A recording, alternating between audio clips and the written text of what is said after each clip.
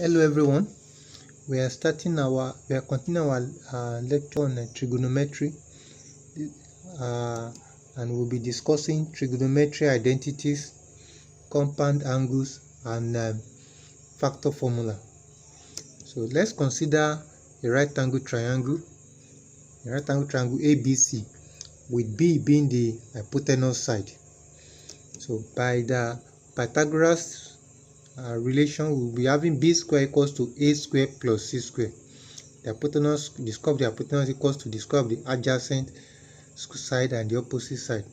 So if we divide through by B square, divide the hypotenuse relation through by B square, we'll be having B square divided by B square equals to A square divided by B square plus C square divided by B square. So B square divided by B square will give us 1.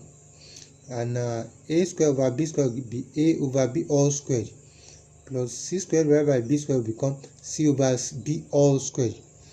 So we recall that from our trigonometry ratio, the sine of an angle is opposite over hypotenuse. So for this triangle, the opposite is side C. The opposite to angle C is side C. So if you pick on the angle C now, so the sine of angle C therefore will be C over B. So the sine of angle C is C over B, and the cosine of angle C will be A over B, adjacent over hypotenuse. So if we substitute that into what we have here, 1 equals to A over B all square plus C over B all square, the C over B all square will become sine square C, since sine C is C over B, and the A over B will become cos square C, since cos is A over B, so which equals to 1. So the sine square of an angle plus the cos square of that angle equals to 1. So this is known as a trigonometry identity. So similarly, if we divide the Pythagoras relation all through by A square, so we have B square divided by A square equals to A square over A square plus C square over A square. So B square over A square will become B over A all squared, which is equal to A square divided by A square will become 1. So plus C square divided by A square becomes C over A all squared. So if we recall from our trig ratio, the secant of an angle is the reciprocal of the cosine, and the cosine is adjacent divided by the hypotenuse. So the reciprocal will now be hypotenuse divided by adjacent. So therefore secant of angle C will be B over A, B being the hypotenuse divided by the adjacent. We know that from the tangent of an angle is opposite over adjacent. So for this side, for the angle C now, the tangent of angle C now will be opposite is side C, and the adjacent is side A. So therefore tangent of angle C will be C over A. So if we substitute this into B over A all squared equals to 1 plus C over A all squared, we'll be having secant square C, the secant being B over A.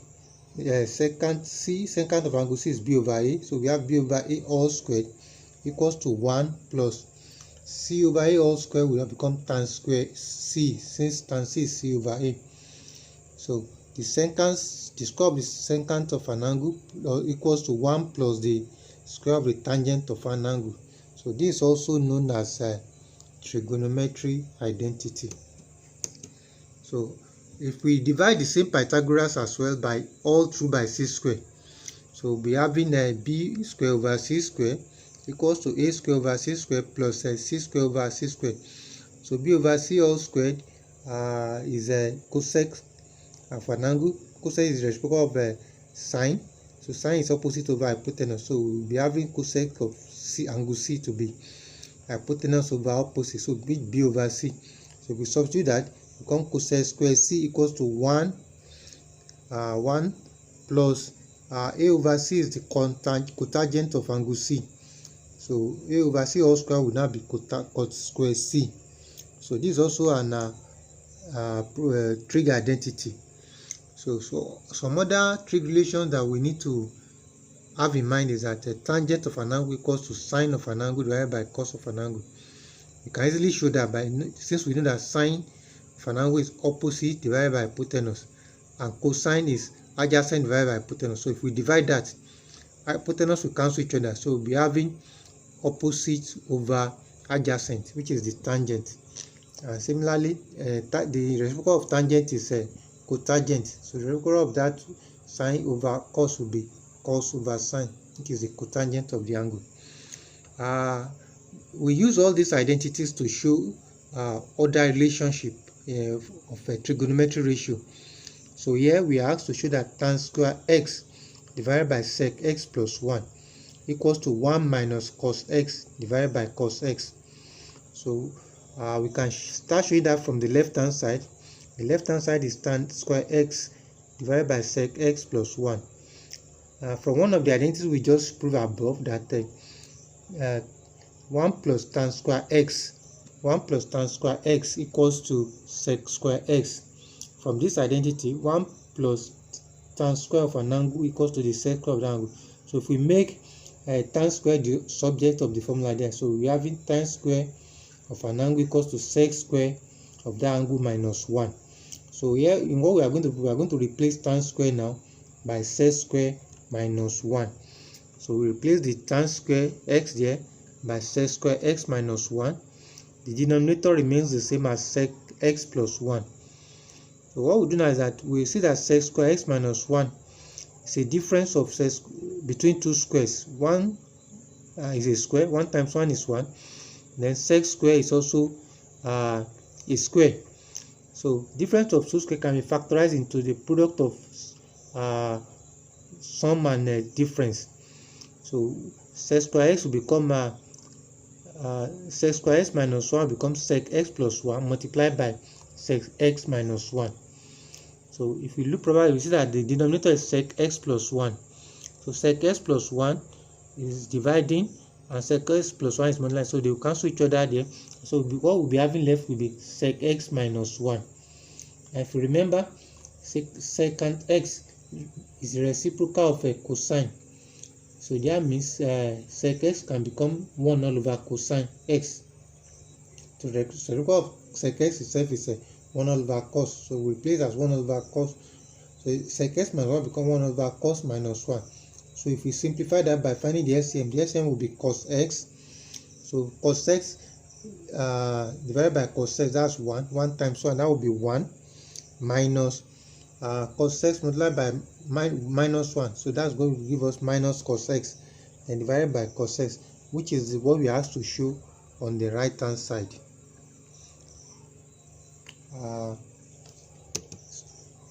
So another use of our identities is that we use it in solving for unknown angles in a trigonometric ratio.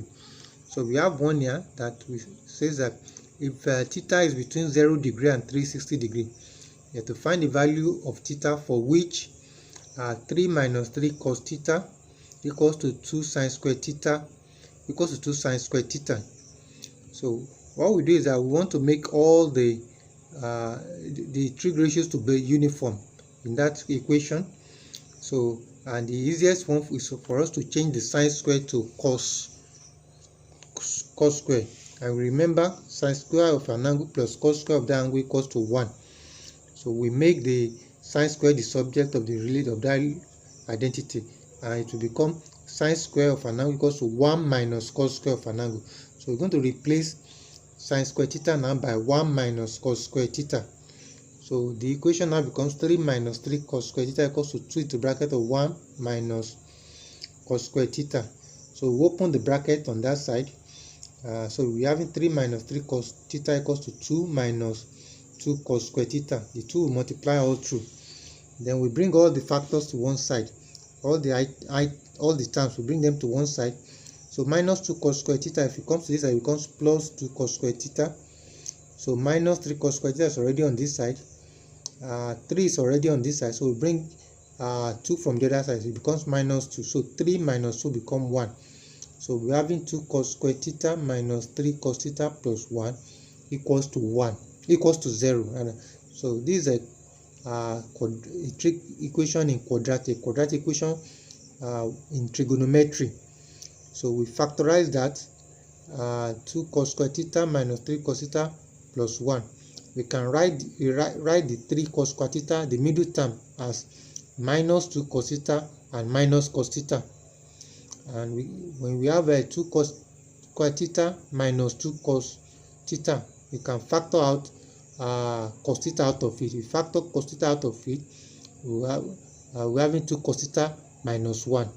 And from the other cos theta plus 1, if we factor out minus 1, so we'll also be having cos theta minus 1. So the two terms in the two brackets will be the same. So we can now have it as 2 cos theta minus 1 multiplied by cos theta minus 1, which is equal to 0. So when product of two factors equals to 0, that means the two factors will be 0, or it is either two of them are 0 or either of them, one of them is 0. So if 2 cos theta minus 1 equals to 0, that will translate that we make cos theta the subject there, so that means cos theta equals to half. And if cos theta minus 1 equals to 0, then cos theta equals to 1. So we find the angle whose cosine is half. From a special angle, remember that cos 60 is half, so theta here is going to be 60. And since the cosine is positive, so cosine is positive in the first and the fourth quadrant. So for the fourth quadrant, to obtain angle in the fourth quadrant, we say 360 minus theta. So 360 minus 60, that is 300. So the angles whose cosine is half are 60 and 300. And the angles whose cosine is 1, cos 1 is they are both 0 and 360. So we move to compound angles. So we state the following expressions which hold for any angles A and B. This expression can be shown using the same SOHCAHTOA, but we state it here without proof, that A into bracket sine A into bracket of A plus B is in of sine A cos A plus sine B cos A. And sine A minus B, if you expand it, it's going to be cos A. It's going to be sine A cos B minus sine B cos A. Similarly, we expand cos A plus B into cos A cos B minus sine A sine B. And cos A minus B, we expand into cos A cos B plus sine A sine B. Notice that it's only the sign that changes there. When it is plus, it becomes minus. When it is minus, it becomes plus. Similarly, for tan A plus B, tan A plus B will expand to tan A plus tan B divided by 1 minus tan A tan B. And tan A minus B will be expanded to tan A minus tan B all over 1 plus tan A tan B. So for double angles, in the expression we have up for copper angle, when A is the same thing as B, you're going to be having double angle. So here, when A equals to B here, A plus A will become 2A. So the expansion we have over there for sine 2A will become 2 sine A cos A. Just that every B here will become A. So sine A cos A, this one the B will become A plus sine A cos A. So we'll be having the same sine A cos A, sine A cos A. So we're going to have 2 sine A cos A. So for sine 2A, we're going to be having sine 2A equals to 2 sine A cos A. Similarly for cos 2A, when A becomes B, when A becomes B here, when A equals to B here, so we're having cos A plus A. So that's cos 2A. So we'll be having cos A cos A. So that's cos A cos A will go cos square A. And minus sine A will be sine square A. So that means that cos 2A equals to cos square A minus sine square A. We can rewrite this expression. If you remember, sine square A plus cos square A is 1. So if you want this expression to just be ordinary sine, we can take away, replace the cos square A, replace it by 1 minus sine square A, just by making cos square A the subject of the relation of the first identity that we proved, that cos square A plus sine square A equals to 1. So just make cos square A the subject of the formula there. So 1 minus sine square A minus sine square A. That will give us 1 minus 2 sine square a, but there will be minus sine square a, minus sine square a there. So similarly, if you want the expression to be all cos, just change this minus sine square a to 1 minus cos square a. So you put minus outside, you put a bracket there. When you open the bracket there, the minus will multiply through. So you're going to be having minus 1 minus, so that minus will be 1 minus 1. The minus cos square a will become plus cos square a. So we'll be having cos square a plus cos square a minus 1. So that will give us 2 cos square a minus 1. Similarly, for the double angle of tan 2a will just double up the a plus b here. Tan 2a will just tan a plus tan b will become tan a plus tan a. So we have tan 2 tan a all over 1 minus tan a will become tan square a. So for half angles, we can express a single angle a to be half a plus a. A is similar as 1 is half plus half, so 1a will be half a plus half a. So therefore we can express sine a as sine a over 2 plus a over 2.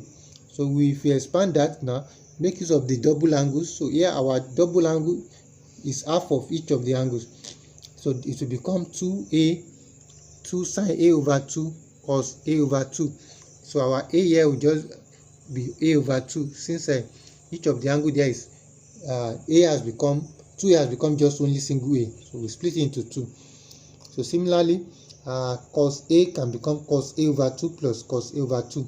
So it becomes 2 cos square a over 2 minus 1, just as we show it up there, or 1 minus 2 sine square a over 2. And tan a2 can become tan a over 2 plus tan a over 2. It will become 2 tan a over 2 over 1 minus tan square a over 2. So let's work some examples on this. Let's do some sums on using those relationships. So we have that if sine a equals to 3 over 5, that's opposite over hypotenuse, and sine b is at 5 over 13, where a and b are acute angles. So we have to find cos a and tan a, and we have to find cos b and tan b. We are only given the sine, so we have to find the cosine and the tangent of the two angles. So to find the cosine of the two angles, we'll make use of the relation of the sine square of an angle plus cos square of an angle equals to 1. So we make the cos square the subject. So we have cos square of that angle a equals to 1 minus sine square of the angle. So we take the square root of both sides. So cos square will become cos a. So cos a equals to square root of 1 minus sine square a. And the question already giving us what sine a is. So the square of that will just become square of 3 over 5 become 9 over 25. So we have square root of 1 minus 9 over 25. If we subtract that, we take this here 25, so we have 25 minus 9, which is 16 over 25. Square root of 16 over 25 will give us 4 over 5. Similarly for cos b will be equal to square root of 1 minus sine square b. So sine square b has been given as 5 over 13. So if we square 5 over 13, we have 25 over 169. So 1 minus 25 over 169 will give us we take the SCM 1 over 169. 169 minus 25 will give us 144. So you have square root of 144 over 169, which will give us 12 over 13. So for the tangent, we can decide to go and use the expansion of tangent, or we can just simply use the relation that tangent of an angle is sine of the angle divided by the cos. So since we already worked out the we were given the sine, and we already worked out the cos of a. So just pick the sine, which is 3 over 5. Sine a is 3 over 5, and cos a is 4 over 5. So 3 over 5 divided by 4 over 5 will give us 3 over 4. So similarly for tan b, sine b has already been given as 5 over 13, and cos b has already been given that we worked it out as 12 over 13. So 5 over 13 divided by 12 over 13 will give us 5 over 12. So if we want to find the compound angle of sine A plus B, then we go to the expansion of the compound angle sine A plus B. Remember, it's sine A cos B plus sine B cos A. So sine A is 3/5. Cos B, we found it to be 12/13. Cos B is 12/13. Then plus is sine A plus B, so plus sine B, which is 5/13, multiplied by cos B, which is cos A, which is 4/5. Remember the expansion. Sine A plus B is sine A cos B plus cos B sine A. So sine A is 4/5. So we've already found that before. So we evaluate that 3/5 multiplied by 12/13. If we multiply that, that will give us 36/65 plus 5/4. 5/13 times 4/5 will give us 20/65. So 20 plus 36 will give us 56. So the total, everything, the SM is 65. So we have 56/65. Similarly, if you ask to find cos A plus B, remember expansion of cos A plus B under compound angle is cos A cos B minus sine A sine B. So cos A is 4/5. Cos B is 12/13. Cos B is 12/13. Then minus, when it is plus, it becomes minus. When it is, so we have sine A now. Sine A is 3/5, and sine B is 5/13. So cos A cos B minus sine A sine B. So we evaluate that. 4/5 multiplied by 12/13 give us 4 times 12 is 48. 5/13 is 65. So we have 48 divided by 65 minus 3 times 5/65. That's 15/65. So if we subtract that, 48 minus 15 give us 33, and the SAM is 65. So we have 33/65 as the final answer. So for the tan A plus B, so we can just pick sine A plus B divided by cos A plus B. You can expand it as well using the compound angle, but this is the easier way out. We just bring the sine A plus B that we have gotten as 56/65. Then the cos A plus B that we have worked as 33/65. So we divide it. So sine A plus B over cos A plus B will give us tan A plus B. So 56 divided by 65 divided by 33 divided by 65. 65 will cancel each other, so we have 56/33 as tan A plus B. Another use for these compound angles and expansions is that we use it to find the exact value in Z form of some angles. You know, most of the angles we look up in the tables and we use calculator to find our approximate value, because there are many decimal points that we ignore. But if we want the exact value, we get them out in Z. So here we have to find the exact value in Z form of cos 105 degree. So we split cos 105 degree into cos 60 degree plus 45 degree. 105 is 60 plus 45. So we now expand that using the expansion of cos A plus B. So we're having cos 60 degree cos 45 degree, that's cos A cos B, minus sine 60 degree sine 45 degree, that's sine A sine B. So from stretch angle, we know what our cos 60 is. Cos 60 is 1/2 half, and cos 45 is √2/2. We did some of the special angles in the first part of the trig of the video.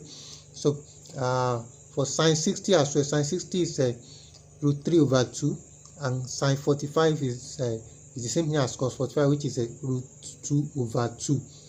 So if we multiply that out, 1 multiplied by √2 will give us √2, and 2 times 2 will be 4. So we have √2/4 minus √3 times √2 will give us √6, and 2 times 2 will give us 4. So we have √2/4 minus √6/4. The SCM is the same thing, 4. The denominators are the same thing, 4. So that will be the SCM. So we have 4 √2 minus √6/4. So √2 is less than √6. So we bring minus out so that we can have root 6 minus root 2. So the value we're going to be having will be a negative number, since cosine 105 falls in the second quadrant, and cosine is negative in the second quadrant. 105 in the second quadrant, cosine is negative there. So the value we'll be having will be a negative ratio.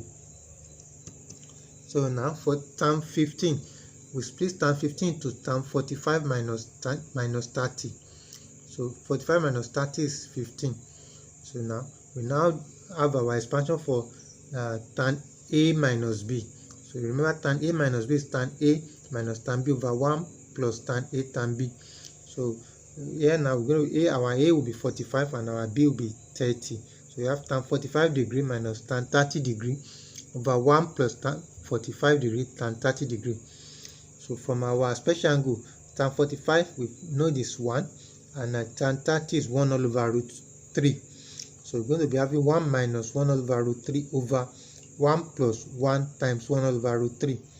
For the denominator, we find the LCM to be root 3. So root 3 times 1 will be root 3 minus 1, everything all over root 3. So for the denominator, we find the LCM to be root 3. So root 3 times 1 will be root 3. So we're going to be plus 1, everything all over root 3. So now what we'll be having left now will be root 3 minus 1 over root 3 plus 1. So we're going to rationalize that. So, and the conjugate of the denominator there is root 3 minus 1. So multiply both up and now with root 3 minus 1. Root 3 minus 1 times root 3 minus 1 give us root 3 times root 3, that will be 3. Then root 3 times 1 will be root 3. Root 3 times minus 1 will be root 3. And root 3 times minus 1 again. So we have minus 2 root 3. So minus 2 root 3, then minus 1 times minus 1 give us plus 1. So we'll be having 3 minus 1, which 3 plus 1. Because minus 1 times minus 1, we are multiplying root 3 minus 1 multiplied by root 3 minus 1. So what we'll be having will be 4 minus 2 root 3. Then for the denominator, root 3 times root 3 will give us 3. Then the negative will cancel out the positive. So we're having 1 multiplied by minus 1. So we have minus 1 there. So it will give us root 3 minus 1. So that will give us 2. So in the final, so we'll be having 4 minus 2 root 3 over 2. So 2 is common. It's a common factor at the numerator. So we factor it out. So we're having 2 minus root 3. So the 2 factor will be divided by the 2 that is the denominator. So root tangent of 15 degree is the same as 2 minus root 3 in Z form. So we move to factor formula. So the factor formula it is sum of the sine of angle. We can easily prove this from the expansion of cos A plus B, this same compound angle expression from here, sine A plus B. If we sum sine A plus B, the first two expressions, sine A plus B, if we add it together with sine A minus B, what we'll be having here will be sine A cos B plus sine A cos B. This other side plus sine B cos A and minus sine B cos A will cancel each other. But this one is plus and this one is negative. And this one is the same term, sine A cos B and sine A cos B. So when we add these two together, sine A plus B plus sine A minus B, what we'll be having is 2 sine A cos B. So if we now let our A plus B to be a single angle, which is, let's say, is P, and A minus B to be Q. So we have B sine P plus sine Q equals to 2. So our A here, when we make A the subject of the formula there, then it will be P plus Q over 2. And our B2 will be P minus Q over 2. So in the long run, what we'll be having is sine A plus B. So A plus B will become P, and sine A minus B will become Q. So equals to 2 sine our A that used to be here will become P plus Q over 2. When we make a B, we solve simultaneously and find the value of A. and we solve simultaneously and find the value of b to be p minus q over 2.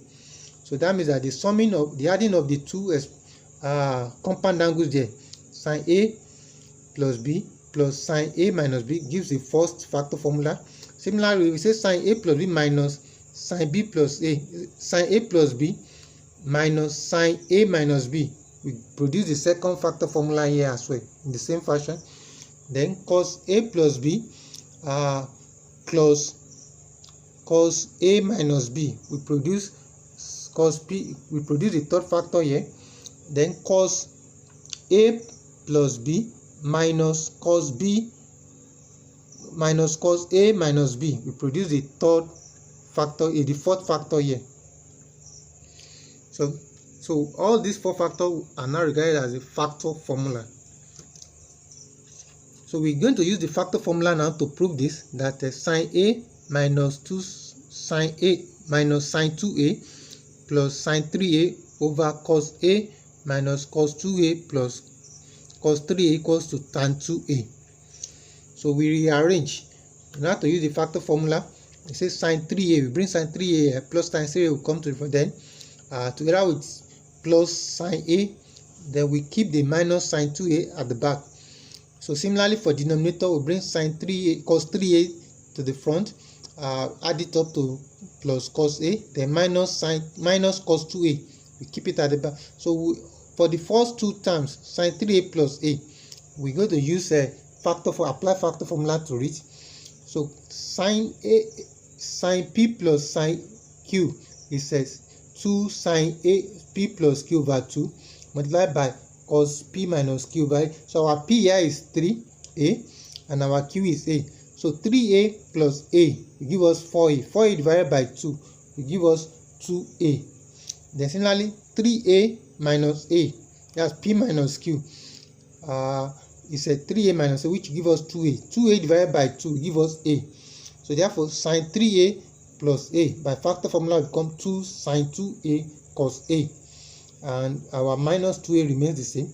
Then similarly for sum of two cosine, addition of two cosine, cos 3a plus a will become 2 cos 2a cos a.